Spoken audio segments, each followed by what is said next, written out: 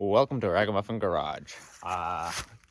You joined me here from the last episode where we brought the Volvo up using my 93 F-150. We put a Sterling in.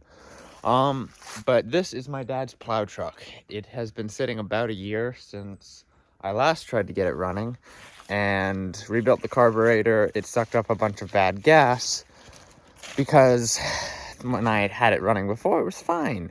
But in the 6 months in between, I rebuilt the carburetor, was really excited that it was going to go well. And then we found this. Now, granted, this has been sitting out for about 6 months now, but it had a really nice rust hole in it that I guess moisture had gotten in, and it just completely trashed the entire carburetor. So our goal today is to chuck a new tank up under this thing, run some line all the way up to the front. Throw that carburetor I threw together in the last episode on it, and we shall see if this thing kicks off. So first things first, I have to unload most of all of this in the back there.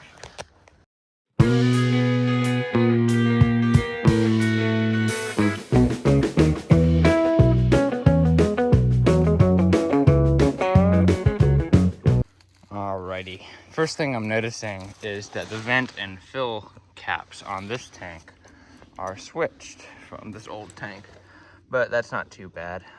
Napa wasn't able to get me this in time, so I'm gonna have to come back for that anyway, but we can get the tank up in at least. I have the old straps and bolts right here, and I'm gonna see if I can set up a angle that I can get all of this included.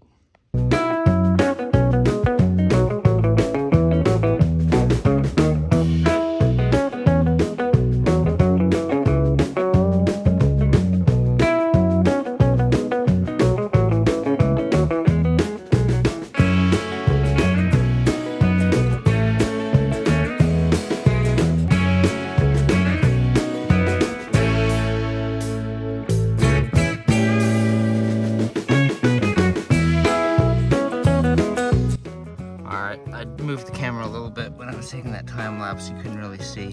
I had to crawl under there and just press it up with my arms and legs, and it's only halfway wedged in there right now.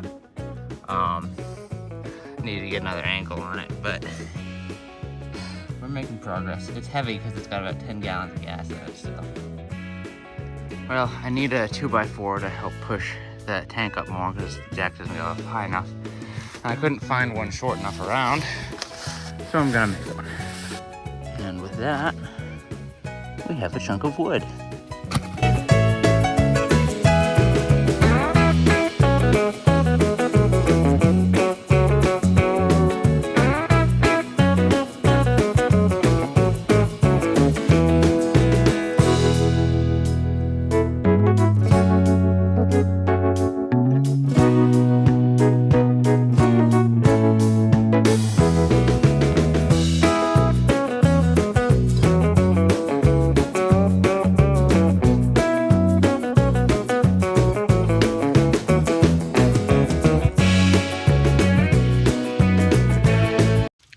I'm not sure this tank even fits, to be honest. It seems to be a little bigger on both sides. I have another one, but it's starting to sleet. I might go inside for a little bit until this lets up.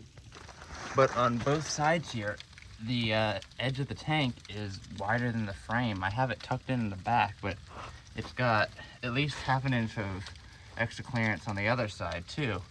So I'm not quite sure how it wants to go in here because it's all the way back. I see no real way of getting it in. It won't go up any higher because of those lips on the side.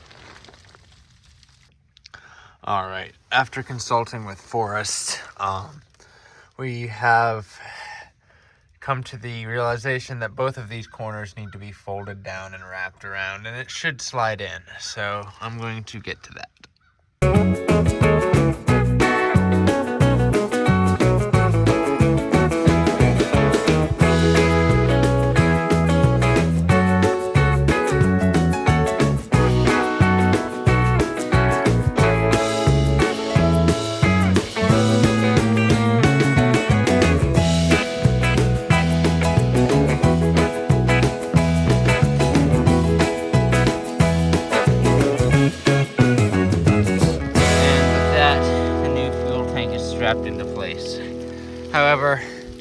It's raining and miserable here. I think I'm gonna pack it up for the day and head home. I will be back when it is not so miserable out, or maybe it will be, but I'll be back and do it anyways. Still need to run the fuel line to the front of the truck and then put the carburetor on. I'm gonna leave all that here. But quick little bit about the truck before I go. It's a 351 modified, about the crustiest you've ever seen. No carb at the moment, as you can see. I have heard it run. I'm the one who parked it here. But then it sucked up bad gas, like I said. So we have that and a few other issues to take care of. But I'm gonna do that when it's not so miserable outside.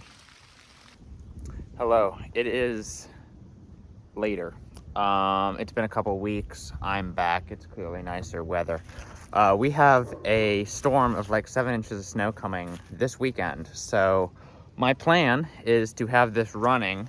I don't have the pump for it, but if all goes well, Forrest has gotten that done this week and I can bring it back up before it snows. But as it stands right now, we need to run a fuel line all the way from the tank up to the front.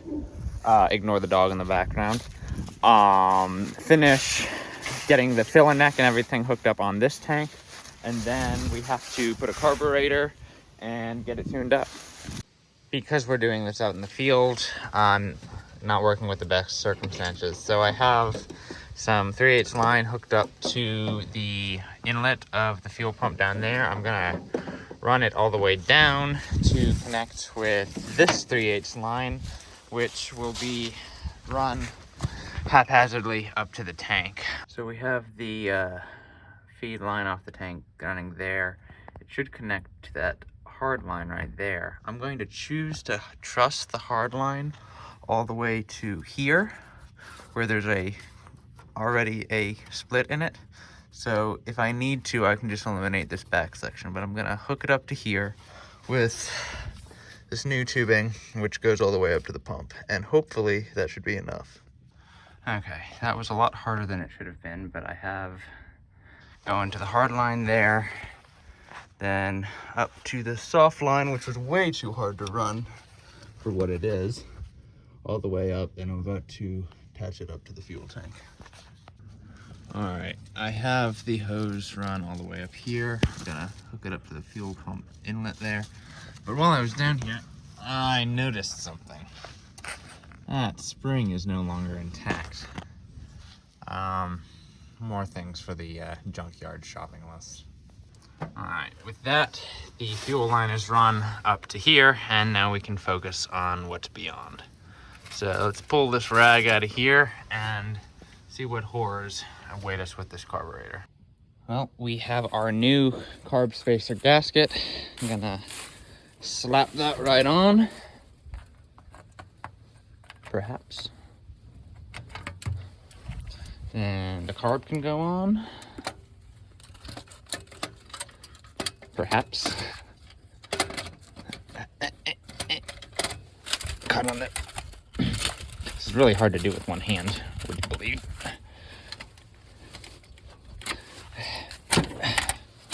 There. Now the carb is on. We can get it all bolted into place. Once I find the fourth nut, that's what happens when you leave a project from sitting out here for a year. Shit gets missing. But yeah, get this all hooked up and we will be back. Well, I still haven't been able to find that fourth carb nut. This one is the right thread, except it's coarse thread, not fine thread. So I have a final option here, but I'd prefer not to do that. In the meantime, I forgot I had this inline filter I'm gonna install right down here to hopefully prevent what happened the first time. All right, got the inline filter in. I found a nut that will work. It is off this old solenoid, so we are in business.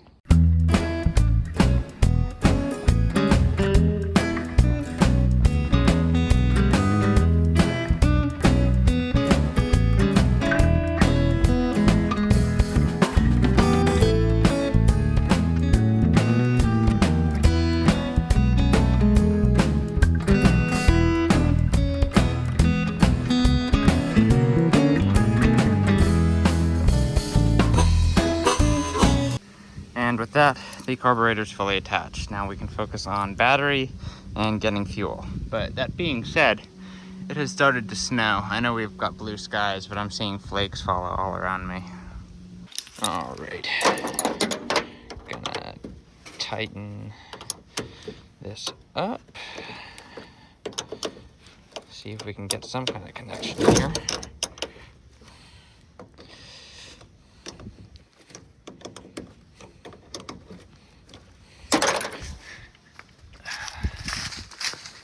See if we have any power at all. I am extremely doubtful. Nope, dead. I'm gonna have to fix that. That means we're gonna take this back off. I'll go stick it on the charger, see if I can find another battery to put on it. Maybe that one. And then we can go from there. Well, I'm lined up to charge it now, and the snow is starting to come down more heavy, so this is getting fun. All right, we have the one charging the other now, so let's try the key. All right, do we have power? Oh, I heard a click. It's better than nothing. All right, we have a little bit of action going on with the solenoid, but that's pretty much it so far.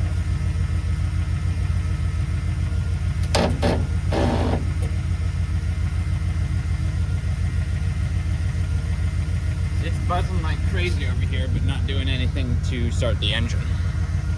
All right, so this is what's happening. It's just buzzing the solenoid. I'm going to slap a new one on there, see if that changes anything.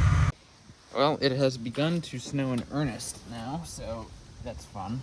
I am trying to get this new solenoid on. New being relative. I don't know if this will work or not. It is just a hope, and I will have to use one of the two big nuts to change the thread here because I couldn't find the other one. That being said, if this doesn't work, I'm gonna have to go get a new one from the auto parts store. Alright, changing from fine thread to coarse thread. We love these nice swaps. It makes us feel so warm inside. Ruining these good parts. Wow, that doesn't want to go on at all. This might take a little while.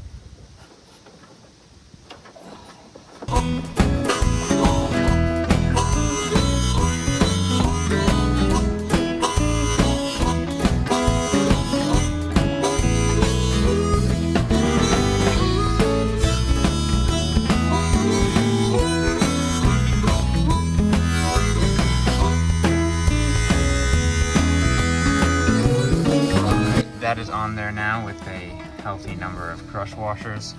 I gotta hook my battery back up to it, make it charge to see if this thing will turn over. We're nearing blizzard conditions out here. If it gets much worse, I might have to call it.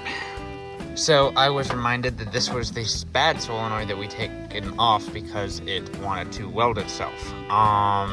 So I'm going to source a new one of these and talk to Forrest, see what he thinks about it. I'm going to take a break from this because it's still actively snowing. It was like blizzard-like conditions a second ago. I'm going to wrap up this for now.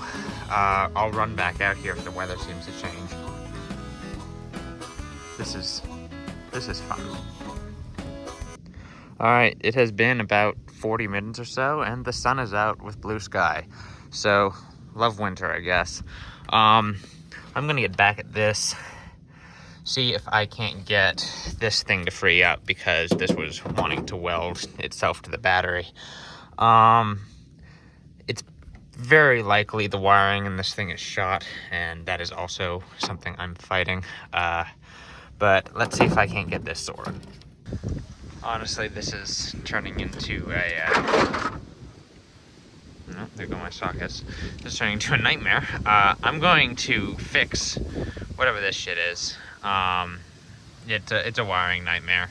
Get rid of the twist connectors, actually use some crimps and heat shrink, and maybe that will fix some of our problems.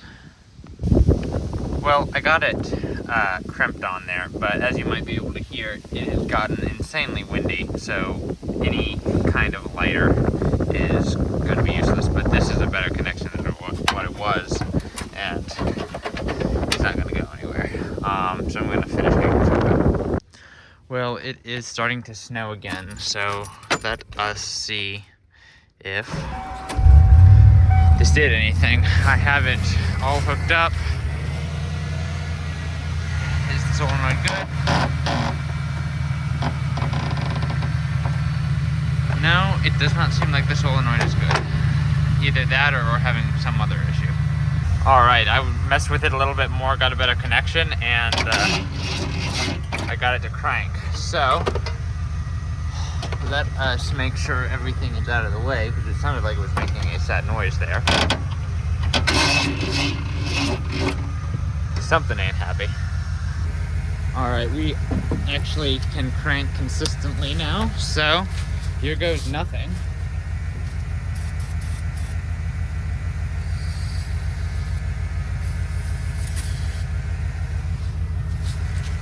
Let's see if it fires.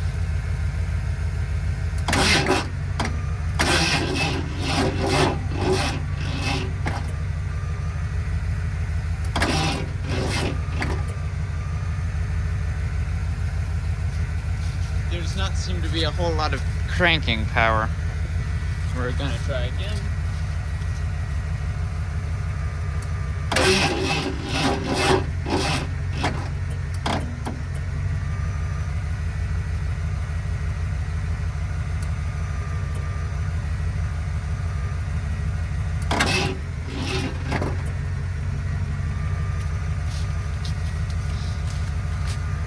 I can hear it bogging down my truck. I think the battery itself is pretty much shot and my truck's doing most of the work. So I'm gonna just sit here and let it idle for 10 minutes or so, see if I can charge this battery up at all. But I think that solenoid may be slightly sticking and restricting voltage, or maybe our starter is bad. I have a spare starter for it, so if that's the issue, we can solve that. But I don't know, something just doesn't sound right. While this charges, I'll give a quick walk around of it, because I don't think I've done that yet. The 78, I believe, F-150 Ranger. I'm trying to find any information about it. It's got fake farm use tags that are actually government tags, if you see the L at the end there. It was bought or at least serviced at a little dealership up in Bridgewater, Virginia, which is only about 15 minutes from where I live. So that's cool. It came to my dad with his property. There are no title. I got a bill of sale for it, but I'm having trouble finding any information on it. So if any of you know any way to reliably track down old cars, because right now my best option is to get another cab for it that actually has a title. But anyway, 351 modified C6 4-wheel drive. It's a piece of shit. Leaks everything. I'm looking at that radiator. It looks like it might be a problem and has been wet before. Is there anything in it?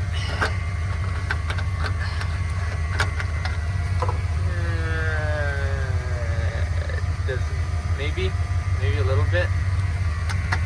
That'll be a problem for later if we can actually get it running. The tires are pretty old and dry rotted. The frame is not too bad, however, we noted that spring earlier. A little bit of rust there. There was a rather nice big wasp nest up in there we took care of a couple years ago. New tank. That rear end's leaking. But I've looked over the frame. It's not bad per se. Could be better, but I trust this car on the road. Other than that, I'd love to get it running. All right. Just giving it a little bit of time. Let's just see what the hell happens.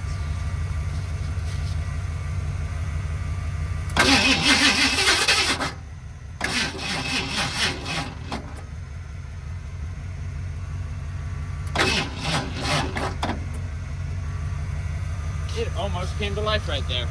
I let off the key because I thought I was going to. Gonna do it again.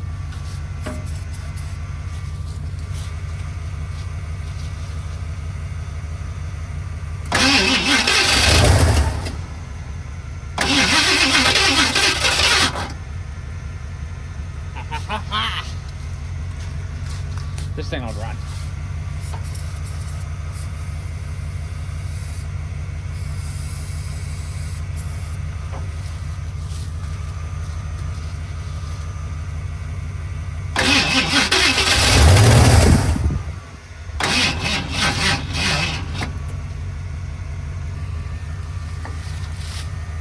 Again, I say.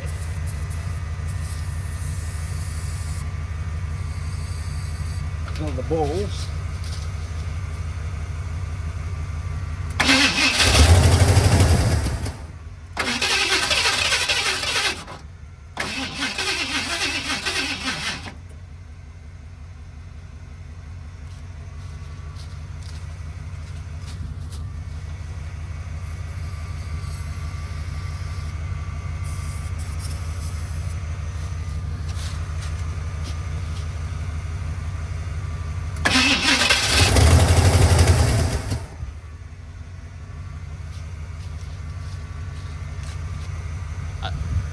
I'd love it if it would pull fuel up.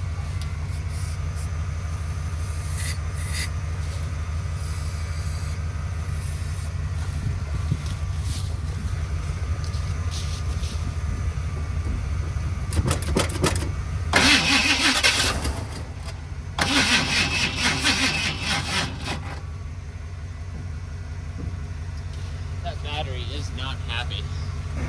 All right, we are most definitely getting fuel up at the carb, so we're gonna try it again.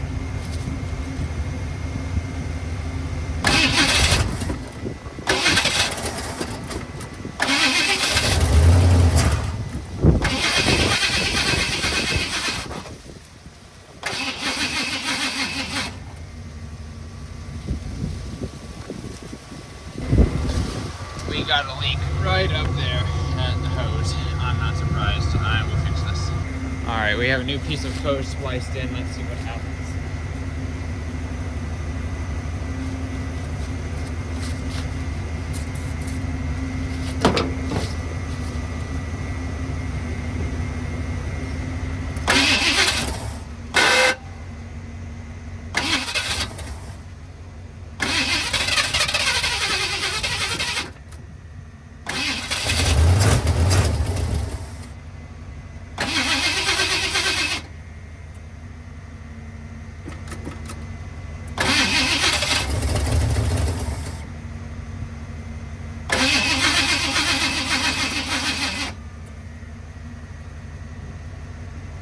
That battery is just not happy.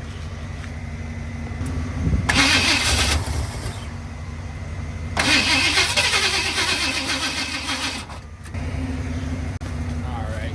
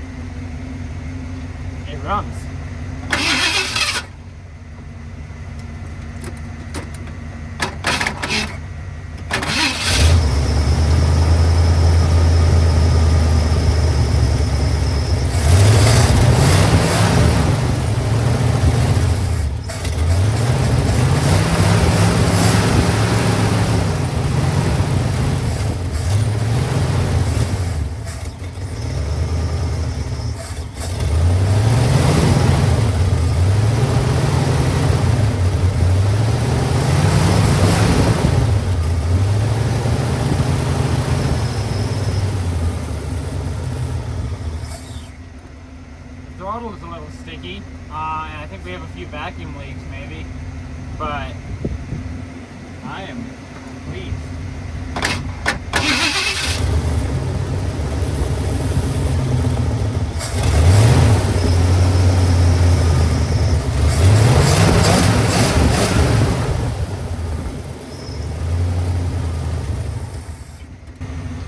Let's see if we can do that again.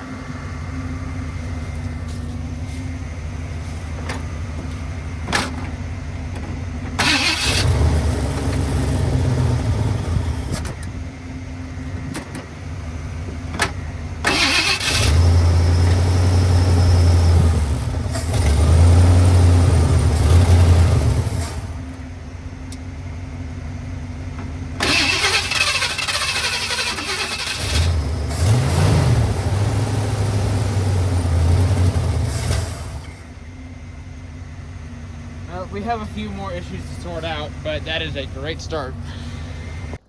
And welcome ahead about 2 weeks. Stuff came up last time I wasn't able to really finish. It runs. It's also snowy, if you can't tell. I really do know how to choose the best of conditions to work in, right? Today's main focus is brakes. I have a master. I have all of the hoses for the front, and hopefully I have enough line to do what I need to do here. I thought I had a big spool of copper line here, but it seems to have gone missing. But I have the brake stuff and I have fluids to hopefully get this thing reliable and able to be plowed. The pump still is not ready yet. It's like one spring away from being finished, but we're not going to get to that this time. This is going to be a long episode if you can't tell. But for now, I'm going to work on cleaning up the engine bay a little bit, slap a new master on it. First I got to get it bench bled, and then we're going to set about to saving as many fittings as we can because I did not bring any with me. It's still rather cold out here, about 29 degrees, so I'm going to just start out by soaking these in PB and give us some hope of getting them out, but I'm not exactly optimistic.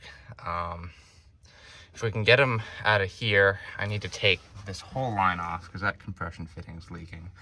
No surprise there. All the way down to the junction block. Hope that still functions, and then take the hoses off from there. We have a big box of goodies to work with here. Brakes, wheel studs if we need them, a new solenoid for the plow. This is hoses, more hoses. Here's the master, pads, oil filter, air filter if it's good, and a bunch of fluids, and a battery in there somewhere. So I figured we could install the new solenoid for the plow. Give us something positive to do and after or before everything starts to go to shit. I had to take the old one off to make the truck run to begin with. When my dad bought the property and this truck about 3 years ago now, it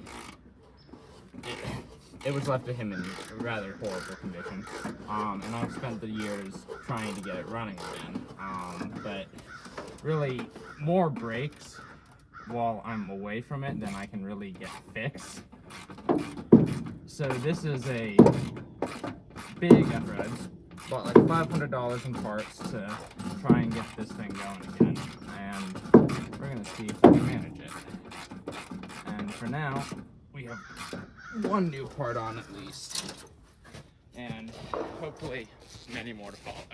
Alright, I got this back one to loosen up nicely, but this front one, well, I got it loose from the master. It is stuck to the line and wanting to twist. So I might loosen it down at that compression fitting, see if I can get the whole line off and work on that, because I don't know if I've got a fitting to match that at the moment. To show you the kind of trash we're working with here, I didn't even have to get a second wrench on this compression fitting here. I just went to go size it, got my wrench over it, if I can do it one-handed, Anyway, it turns, so that was loose. I will get this whole line off. Right, I got the whole line off. I'm gonna see if I can't get that fitting off because I don't really want to go back out. I bet you're asking, Lars, why did you replace the Master without ever driving it? I drove it once. I had almost no brakes at all. I had a sneaking suspicion. It was leaking internally. It was no good. I don't know why whoever replaced the booster didn't just replace this too, but I'm coming back and fixing their mistakes. Conveniently though, speaking of whoever worked on it last, I'll be able to use these compression fittings and the old fittings to make a perfect little bench bleeding kit for the truck because I don't have a vise to do it elsewhere. So I'll bolt it up and then we can just bend these lines around and make it bleed itself.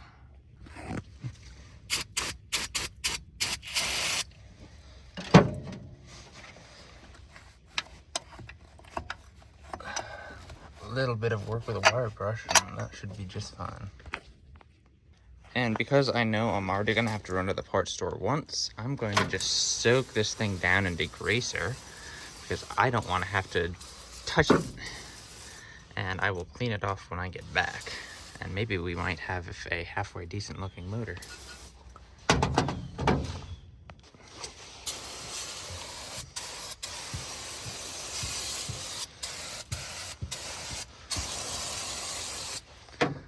I mean, helped a little bit. There's not much hope anyway. All right, getting the new Master bolted into place now.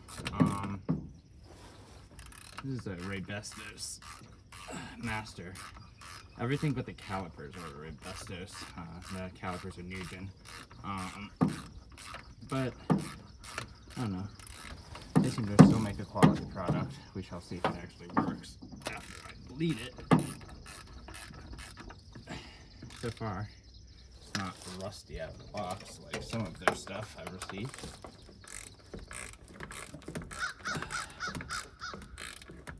This snowplow really makes working on anything in the front really a pain in my ass.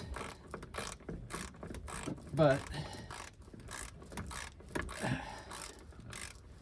with that, the Master is installed.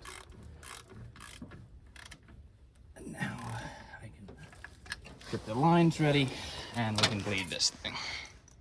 Well, with that, the self bleeder is made. While I was tightening this line on, the nut actually broke loose from the line, so, I mean the fitting, but either way, that can be reused. However, I still need to go get brake line. Alright, I have it filled with fluid. Bubbles are already coming out, but I'm gonna start pumping.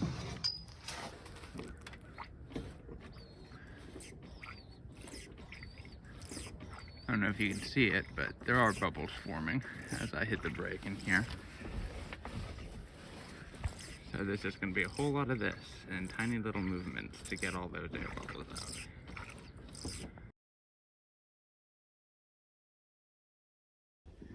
out. Up, down, up, down, up, down. I took some time to shove some hot hands in my boots because my toes were going numb, but we're just doing this number. I must say, I'm not actually looking forward to the next part, which is actually taking wheels off and doing brakes. God knows the last time these things were touched, at least 3 years, because that's how long my dad's owned it.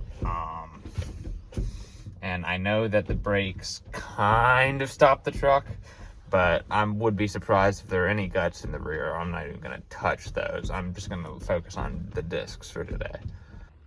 Look at the sludge that was at the bottom of that Master. No wonder the brakes didn't work very well. It's hard and chunky.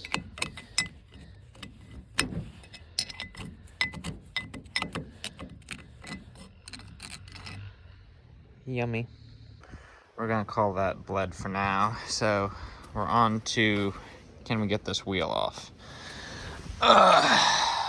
I'm gonna say probably, but I'm gonna soak everything in PB, and while I do that, I'm going to start moving all of the new parts just to sit in here for now, because I think I'm gonna have to go to the parts store. Alright, I got things moved around. It's time to see if these lugs are even going to want to budge. Yes, I'm using the T for this. It didn't feel like my impact was going to be the best option. Oh, wow. I'll be damned. Can I get another one? Yes, we can. Can we go for a third? Okay, maybe these aren't as bad as I thought. I also soaked them in PB, so that probably helped. That one was hard. Last one. Can we get it? Yes, we can. I feel safe busting them off the impact now. I know I'm not going to break anything.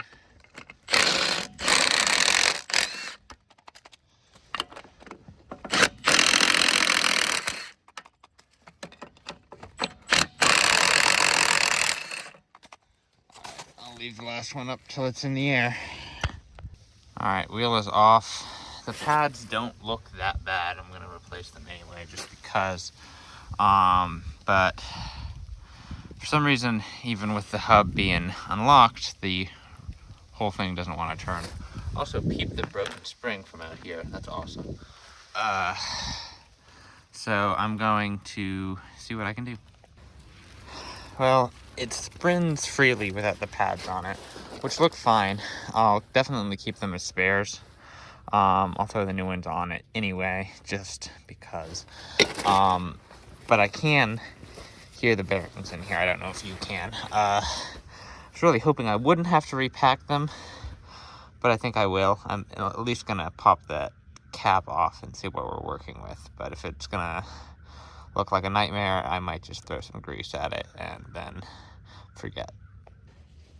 These hubs must have been serviced fairly recently because the screws are just breaking loose like nothing. Like it was put together yesterday. So that's good at least. We shall see what resides inside. So it's not completely dry in there, but it's getting there. I did not bring my lock ring pliers, I realized, so we can't go much farther than this. I don't want to mess anything up. So I'm going to work as much grease into these gears as I can and call it good. All right, it is so cold out here, the grease is pretty much like putty, but I have a good portion shoved in there, and with heat it will disperse. All right, and it's back together now, and it already sounds a little better. So now it is on to these hoses, which are in desperate need of replacement. So I'm just gonna take these one at a time. Alrighty, I got the first line off intact, would you believe? So this fitting can be reused, and pretty much everything else is junk. But with a little bit of PB blast, things are coming right off.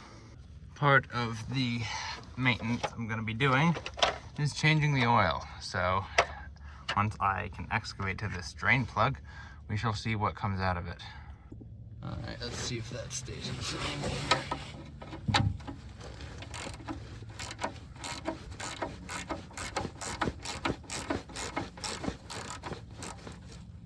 All right, here we go.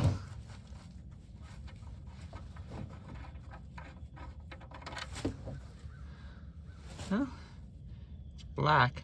It doesn't look bad though. Just hope it doesn't overfill this fucking pan. Something I've had trouble with in the past.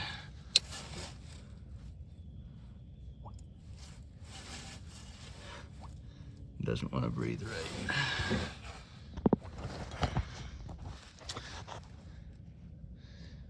Philly.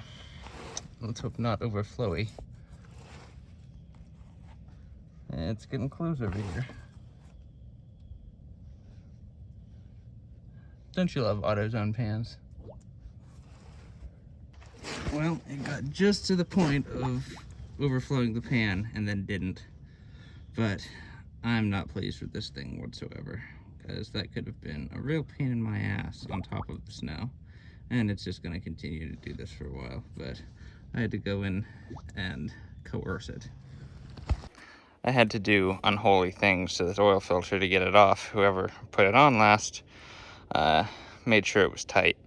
But other than the massive spill of oil all over the front diff, we're ready for another filter. I'm getting ready to go take these lower lines off of the proportioning valve down there, so I can go get the proper amount of line from the parts store. But we got the new filter to go on. I already have a tad of old of the old oil on the filter, so I'm gonna slap this thing on. And to answer your question, no, I'm not going to pre-fill it because of the acrobatics I had to do to get it just down here. But can I do it with one hand? Almost. Nope. Now we have it on here and we just get it hand tight. No more, no less. Just what you can do with your hand. It won't leak and it won't cause problems for others later. Others being me. Because this thing may never get another oil change after this, I have decided to splurge and get the good stuff. High zinc VR1 racing oil. Drink up, you expensive pig. This 20W50 stuff is like gear oil in these temperatures. This is gonna take a while. And that should be the very last of this oil change. And like I said, probably the last this truck ever receives. It's very much like gear oil. And I've been standing here probably 15 minutes trying to get this slowly to go in at one little bit at a time. But I bet we have good oil pressure. Still coming. My arm's starting to hurt from holding this upside down. It's only like 30 degrees out here. So we can now check oil change off the list. We still need to add power steering fluid, gear oil, check the training fluid once it's running again. But for now, back to brakes. So I was expecting these rotors to be a lot worse than they are. I'm not going to do a single thing to them. These calipers are very similar to the newer models Fords, in that they use a retaining pin to hold them in place. Now, whoever thought that was a good idea, I don't know, but we have to deal with it nonetheless. I've had mine nearly come out on me in my 93 going down the road before, so I'm not a particular big fan of the style, but they're simple and they work. And the trick with these is you have this spring that goes over this clip here, and you have to get the top wedged into place first, and then this slides in and holds tension on the rest of the caliper. Why they did it this way, I'm not sure. These at least have a little retaining bolt that will hold it in place. The newer ones don't.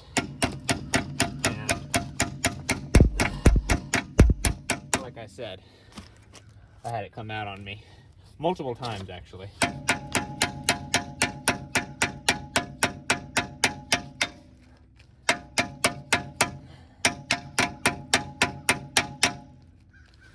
Just like that. And thread the bolt in and we'll be good to go. Alright, so I got the other line off of there. It is time to thread this new line in and get it into place. Alright, easy as that. Just slides right in. So we can slide this retaining clip back into place. Well, whether it'll hammer down well is a question yet to be answered. But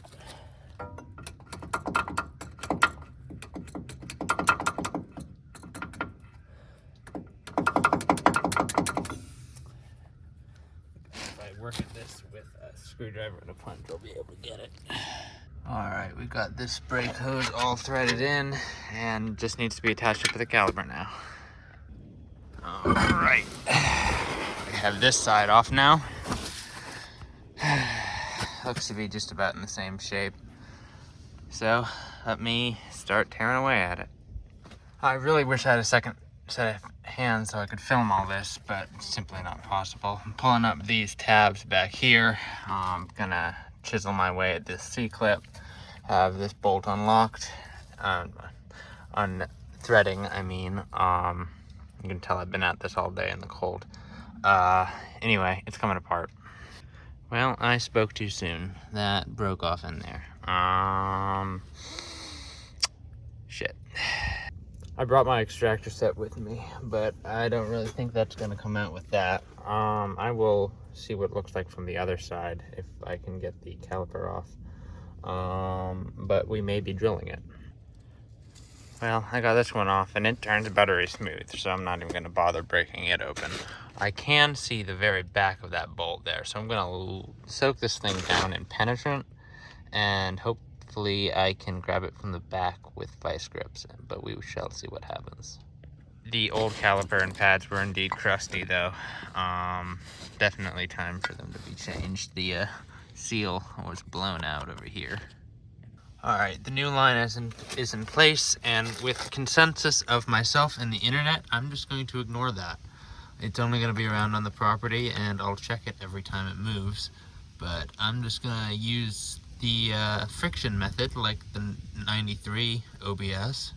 So, let us proceed. And with that, that caliper is mounted and good to go. Have to hook up the hose, hook that hose up to the other side of the junction block, and that's pretty much all of that.